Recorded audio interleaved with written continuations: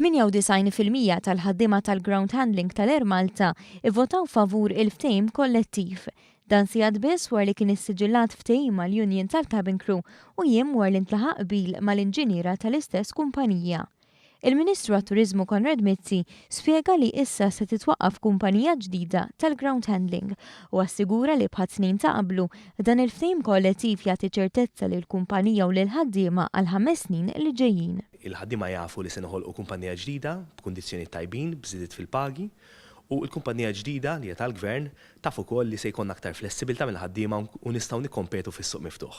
Il-pass li jmiss huwa li kmien is-sena d-dieħla tinfetaħ il-kumpanija ġdida b'kapital ta' 5 miljun euro li se jintefaq f'coaches ġodda u apparat ġdid għal kargo fost l-oħrajn.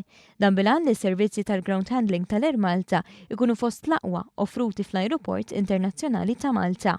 Il-Ministru Mizzi elenka min huma l-450 ħaddiem li se jibbenefikaw minn dan il-ftehim. Dawk in-nies li jagħmlu il-passenger check-in. Ġifieri meta tasal l-airport inti jkun hemm xi ħadd li jagħmlek iċ-check-in, jieħu l-bagalja u jtik il-boarding pass. Ġifieri dik l-ewwel pass.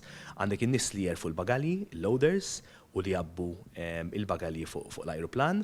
Għandek il-General Ground crew li jgħin u jisservisja l-ajruplan u għandek ukoll in-nies li jaħdmu fil-cargo section tal-Air Malta. Iż-żewġ ftehimiet kollettivi li baqa' fosthom dak mal-bdoti għandhom jiġu konklużi sal-aħħar tas-sena.